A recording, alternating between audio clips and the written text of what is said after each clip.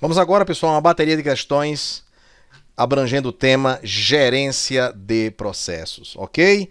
Então aqui nessa bateria eu vou narrando a maneira com que o concurseiro ele deve pensar para que ele consiga responder as questões dentro do tempo restritivo que a banca do concurso impõe nos certames, ok? Não basta acertar, tem que acertar dentro de um tempo razoável. Então vamos lá. Ano 2025, pessoal. Ele fala aqui, o termo processo foi usado inicialmente pelos projetistas do SO, do Sistema Operacional Multics, na década de 60. Esse é um termo um pouco mais generalizado ou mais genérico do que job, do que trabalho. Muitas definições têm sido dadas para o termo processo, incluindo, então agora, pessoal, vamos tentar ver aqui quais são os termos sinônimos, ok? Desse negócio. Primeiro, né? É um programa em execução? É. Um processo é um programa em execução. 2. É o espírito animado de um programa, tá? Ele está dando aqui outra situação. Se for aquela questão do daemon, não é? Tá bem aderente ao conceito. 3. Entidade a qual um processo é atribuído. Bom, de acordo com o texto acima, o termo processo pode, em outras palavras, ser melhor descrito como... Vamos lá, né? Engraçado, eu estava lendo aqui para você, eu já achava que isso aqui era pergunta, mas isso aqui faz parte do enunciado, tá certo? Eu vou até limpar aqui a tela, porque da mesma forma que vocês estão aí fazendo, eu não estou diante do gabarito. Vamos lá. Primeiro, letra A. Um programa em execução que não possui recursos alocados. Galera, o programa, o processo, que é um programa em execução, ele é a unidade de alocação de recurso. Então, a letra A não pode ser a resposta. Letra B. A unidade básica de trabalho executada por um sistema operacional, representando um programa com seus recursos associados. Vamos ver as outras aqui, tá? Eu vou colocar aqui um Vzinho, mas eu não vou bater o martelo. C.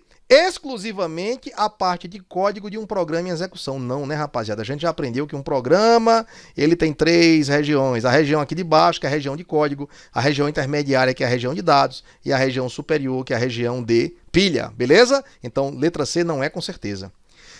Letra D, a unidade de troca bit a bit. Meu amigo, eu não sei nem o que é isso que esse cara está querendo dizer. A unidade de troca bit a bit? Bom, é absurdo. Letra E. A entidade responsável por alocar memória física para todos os programas em execução. Opa, pode parar. A entidade responsável é alguma coisa aqui relacionada com alocação. É um alocador, tá certo? É alguém que vai fazer a reserva. Então, ficou fácil agora, porque a letra B tem que ser a resposta correta. É a unidade básica de trabalho executada por um SO, representando um programa com seus recursos associados. Sem medo de ser feliz, letra B, resposta correta.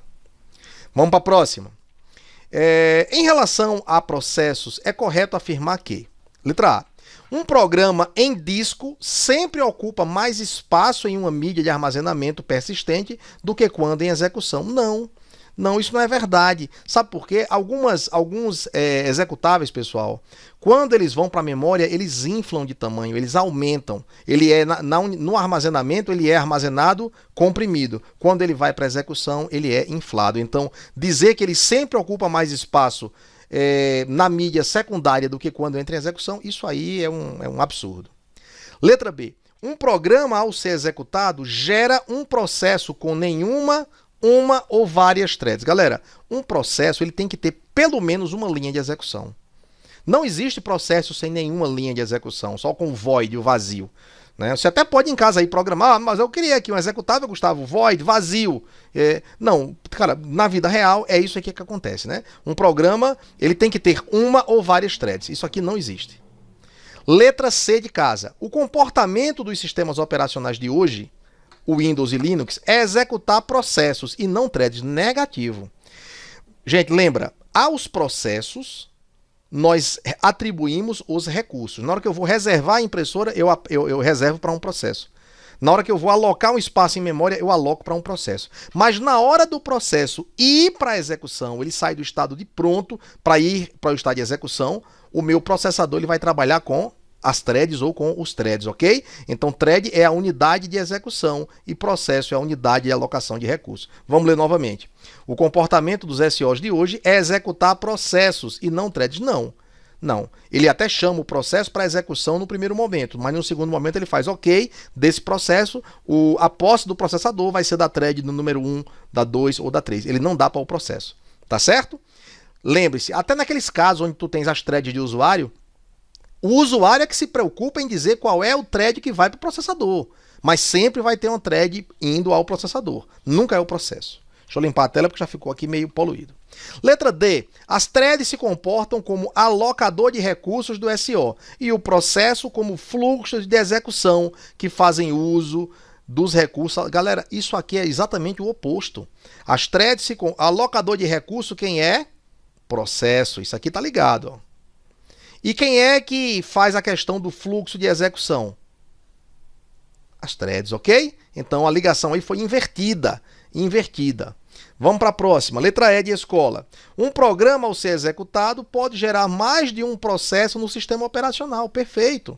Veja, quando você dispara e você chama lá o programa, o Word, ele em algum momento ele vai parar, vai ter ali a sua linha de programas auxiliares analisada e ele vai chamar para a memória várias DLLs, outros executáveis e por aí vai. Então veja, um programa ao ser executado, a ser chamado para a memória, ele pode trazer consigo mais de um processo, ok? Mais de uma DLL, que é um executável com outro nome. É isso que vai acontecer. Então, resposta correta, letra E de escola, sem medo de ser feliz. Tá bom?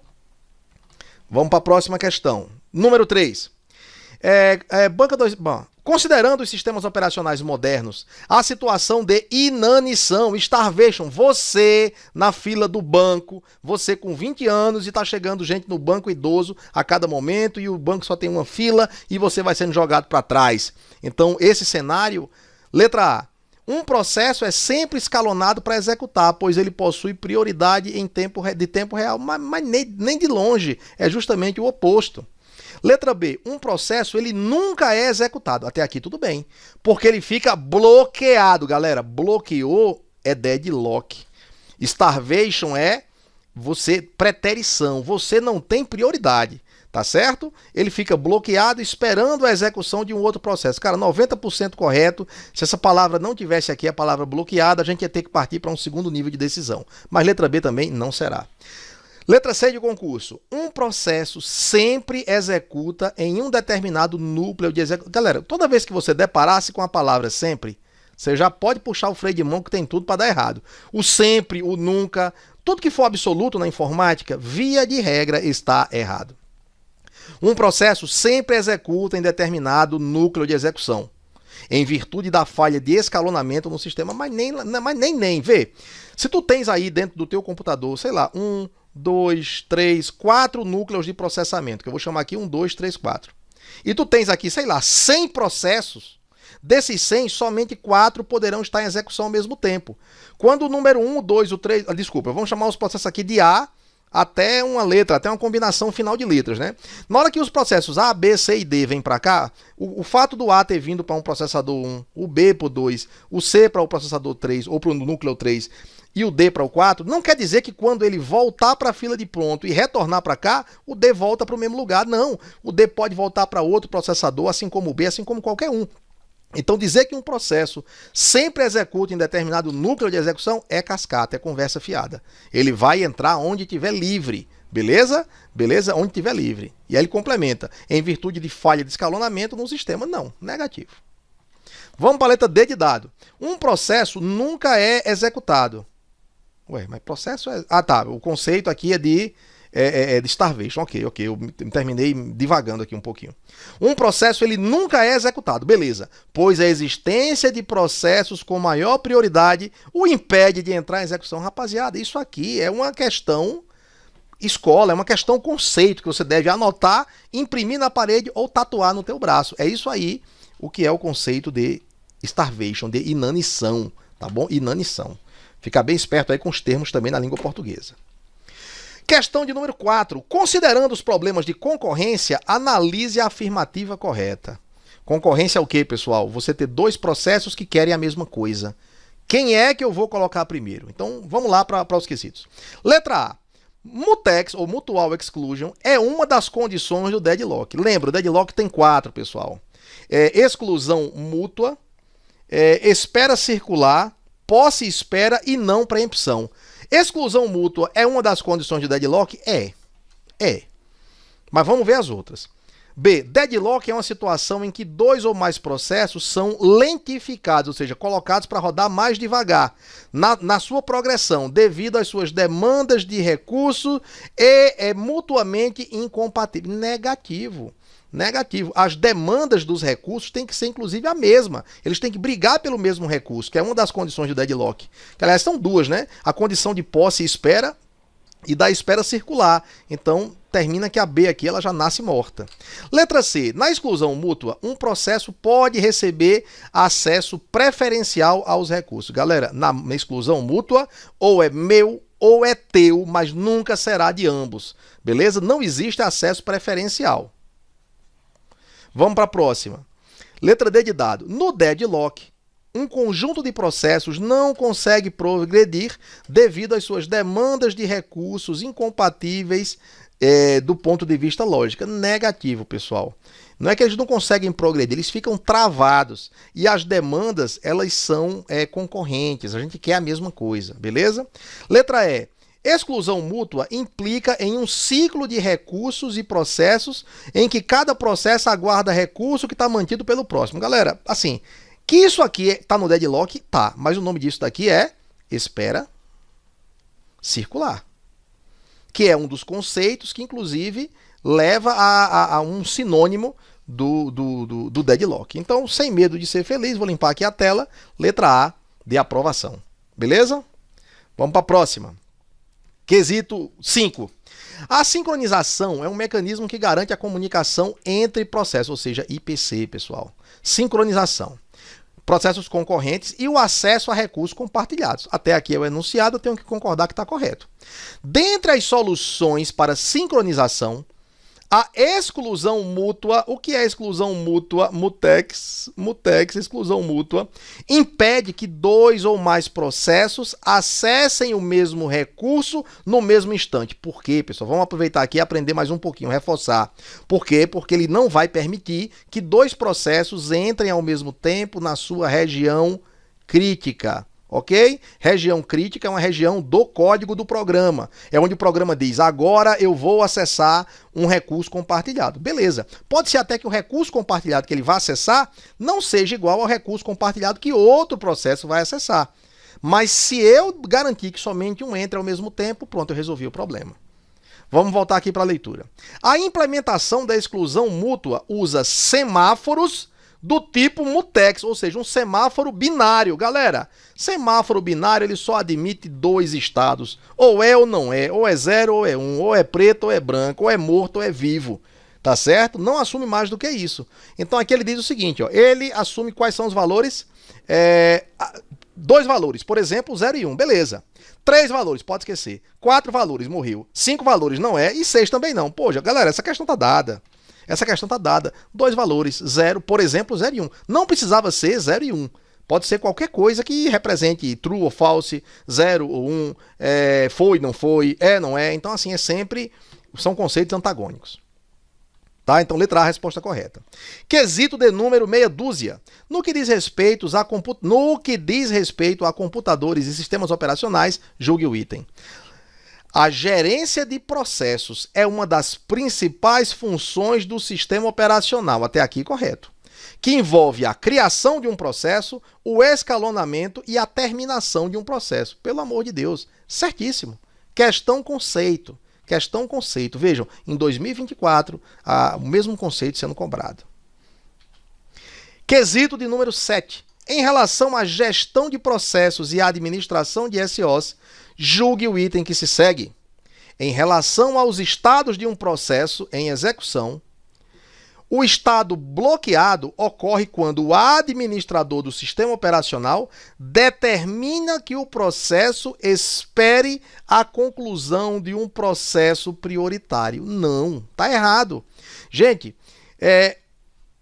o processo, pessoal, primeiro, ou ele está em execução ou ele está em bloqueado. Eu não posso ter o estado bloqueado dentro de alguém que está em execução. Mas vamos supor que esse não fosse o foco da questão. O teu processo ele está com a posse do processador em execução. Então, quando o processo ele necessita acessar algo externo, ele vai fazer uma consulta a um arquivo, ele vai fazer uma consulta a uma região de memória, ele vai fazer uma consulta a um dispositivo de I/O. Nesse momento acontece o bloqueio. Então, via de regra, é por vontade do processo. Não é um administrador que determinou que o processo espere a conclusão de um processo prioritário. Não, não é isso. Isso aqui pode até se encaixar com um certo esforço no conceito de escalonamento, onde eu tiro um processo para colocar outro mais prioritário. Mas você entrar aqui e dizer que isso representa o estado de bloqueio, mentira, tá bom? Errado. Errado. Próxima questão. 8. Em relação à gestão de processos e administração de SOs, julgue o item que se segue. Como parte integral do funcionamento do SO, um processo pode ser criado e terminado. Pode. Mas não pode ser agendado. Que conversa é essa? Porque em caso de agendamento é necessário que a parte do usuário seja invocado. Não, você pode muito bem realizar a questão aí do agendamento de uma tarefa. Né? Eu quero agendar um backup, beleza. Esse backup, inclusive, ele pode rodar no modo privilegiado. Eu quero rodar aqui uma ferramenta, um utilitário para, desfragmentar um disco. Beleza, você pode fazer isso daí, não tem problema nenhum. Só que a questão diz justamente o inverso. Ele diz que o processo pode ser criado e terminado, ele não nega que pode estar no estado de bloqueado. Isso não é o erro, tá? Mas ele não pode ser agendado. Que conversa é essa? Porque se agendar é necessário que a parte usuário, ou seja, a parte menos privilegiada, seja invocada. Errado. Eu posso agendar algo com privilégio, sem privilégio e por aí vai. Vamos para mais uma questão. Quesito de número 9. No gerenciamento de processos em sistemas operacionais, qual é o estado de um processo que está pronto para ser executado, mas ainda não entrou na CPU? Galera, só tem 3 estados. É o estado de pronto, é o estado de execução e aqui nós temos o estado de bloqueado, não é isso? A gente aprendeu que de execução ele pode ir para bloqueado, mas ele não pode voltar de bloqueado para execução. Bloqueado ele vai para pronto. E de pronto para bloqueado aqui são 2 vias, né? Indo e voltando. Beleza? Qual é o estado que está pronto para ser executado? É aqui.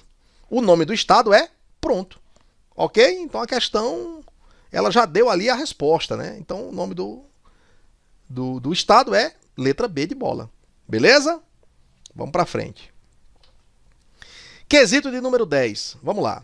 Um processo A solicita permissão para usar um recurso X. E esse recurso é concedido para o A. Beleza. Um processo B solicita permissão para usar um recurso Y, que também é concedido. Ou seja, A possui X. Vou botar aqui uma bolinha. B possui Y. Ok. Vamos para frente. Então, A solicita acesso ao recurso Y, mas a requisição é suspensa até que B o libere. Entretanto, ao invés de liberar o recurso Y, B requisita... Bom, então já entendi. O que está acontecendo é o seguinte, ó. O que está em vermelho é o que cada um tem. E o que está em azul agora é o que cada um quer. Olha que coisa bacana. A diz o seguinte, eu tenho X e quero Y. B, eu tenho Y e quero o X. Beleza? Gente, o nome disso daí, a gente já... aqui você pode verificar a presença de 2 situações, tá certo? Você tem aqui a situação... de posse e espera. Ou seja, o A não precisa largar o recurso X para pedir o recurso Y. E B não precisa largar o Y para poder pedir o X. Então é a condição de posse e espera. E eu tenho também aqui a espera circular. Não é verdade? A espera circular. Ou seja, eu tenho o que tu tens e tu tens o que eu tenho. Então, basicamente, é isso que ele falou. Ele falou aqui em preempção? Ele não falou em preempção. Né? Em preempção. Pronto, preempção. Ele não falou em preempção, que é uma condição da ocorrência lá do nosso, do impasse, do deadlock. Beleza? Ele não falou aqui a questão da não preempção, que é a condição. A preempção é a solução, tá certo? A não preempção é a situação. Posse espera, espera circular e a exclusão mútua. Observe, ele não falou dos 4 itens, mas ele falou aquilo que muitas questões de concurso focam. Elas focam nisso aqui, ó. Ou só na espera, na posse-espera, ou principalmente na espera circular. E você vai ter que abstrair e entender que essa danada dessa questão está falando do deadlock. Isso aqui é a região crítica? Não é região crítica. A região crítica é a região do código. É uma condição de corrida? Condição de corrida tem a ver com a parte região crítica. Se região crítica não é resposta, condição de corrida muito menos. É a questão de inanição, starvation? Não, aqui está todo mundo parado. É o deixa que eu deixo, tu tens o que eu quero o que tu tens e a gente não vai fazer nada. Inanição não é isso. Inanição é preterição indefinida. Você está sempre perdendo prioridade. E a exclusão mútua, ela não é mostrada aqui dentro. Apesar da exclusão mútua ser uma das condições do deadlock, a gente vai ter que dizer que a resposta é a letra A.